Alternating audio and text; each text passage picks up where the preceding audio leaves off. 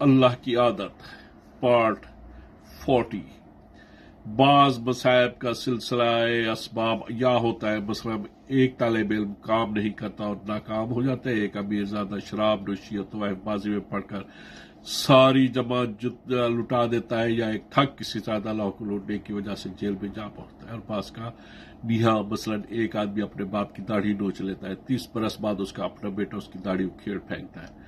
اس جرم و سزا میں کوئی منطقی سلسلہ اسباب موجود نہیں، لیکن ازل سے نافرمان بیٹے کو نافرمان اولاد ملتی رہی ہے اور اب تک ایسے ہی روتا رہے گا۔ دوسروں کے ننگ و ناموس میں ہاتھ ڈالنے والا اپنے ناموس کو آج تک نہیں بچا سکا، اور دوسروں کو تباہ کرنے والا خود ہمیشہ تباہ ہوتا رہا۔ آغاز میں انسان صدیوں تک یہی سمجھتا رہا کہ یہ مصائب محض اتفاقات ہیں، انسانوں میں عقل مند اور گہری سوچ والے بھی آتے رہے، لیکن ممکن ہے کہ انہوں نے ایک نافرمان بیٹے کی نافرمان اولاد کو دیکھ کر یہ سوچنا شروع کر دیا کہ کیوں اولاد کی نافرمانی باپ کی نافرمانی کی سزا تو نہیں، اگر ہے تو یہ سزا کس نے دی؟ سلسلہ اسباب کیسے مہیا ہوا؟ اولاد کو کس نے کہہ دیا کہ تمہارا والد نافرمان تھا، اس لیے تم اپنے باپ کی نافرمانی کی صورت میں سزا دو؟ اور یہ کیا بات ہے کہ فرمانبردار لوگوں کو اولاد بھی فرمانبردار ہی ملتی ہے؟ ارباب فکر مدتوں ایسے واقعات دیکھتے رہے، اپنے تاثرات احباب و اقارب کو بتاتے رہے، یہ تاثرات اگلی نسل تک پہنچے، ان میں بھی دانشمند موجود تھے، ان کی نگاہ سے بھی ایسے ہی واقعات گزرے اور یہ لوگ بھی انہی نتائج پر پہنچے جو ان کے اسلاف نے اخذ کیے تھے۔ رفتہ رفتہ پاکستان کے سوا ساری نسل انسانی کو معلوم ہو گیا کہ خیر کا پھل اچھا اور شر کا برا ہے۔ انبیاء عموماً ایشیا میں آتے رہے، تمام مذاہب کا سرچشمہ بھی ایشیا ہے، اس لیے خیر و شر کا جو چرچا ایشیا میں ہے وہ اور کہیں نہیں۔ الہامی صحائف کے علاوہ یہاں ایسی لاکھوں کتابیں بھی موجود ہیں جو صوفیوں، رشیوں اور الہامی کتابوں کے عالموں، اماموں، مبلغوں اور مجتہدوں نے لکھی۔ ہمارے ہاں مسجدوں اور مندروں کا بھی سلسلہ وسیع ہے، جن میں ملا و برہمن کا کام ہی قرآن اور گیتا سنانا ہے۔ یہ سہولتیں یورپ نہ کبھی موجود تھی اور نہ اب ہے۔ وہاں نہ کبھی کوئی پیغمبر آیا، نہ کتاب نازل ہوئی، نہ ان کا علم خیر و شر سنایا دھندلا اور ناقص تھا۔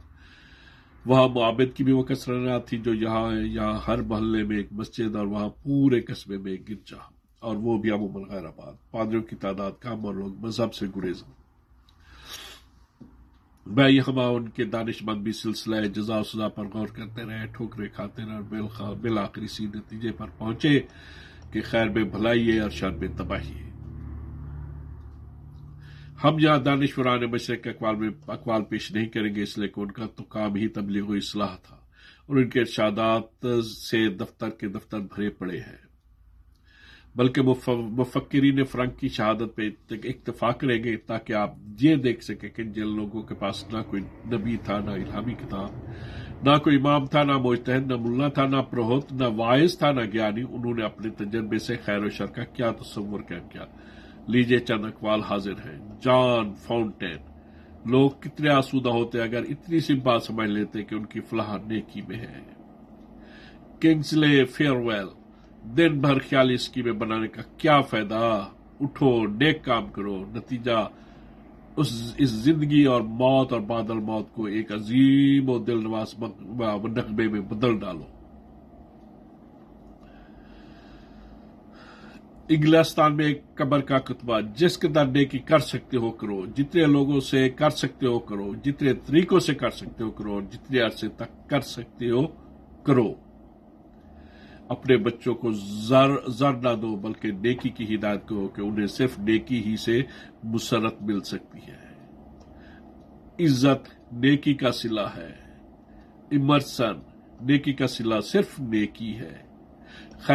خیر صحت ہے اور شر بیماری۔ جی بی شاہ: نیکی یہ نہیں کہ آپ بدی سے اجتناب کریں، بلکہ یہ ہے کہ آپ میں بدی کی خواہش ہی نہ رہے۔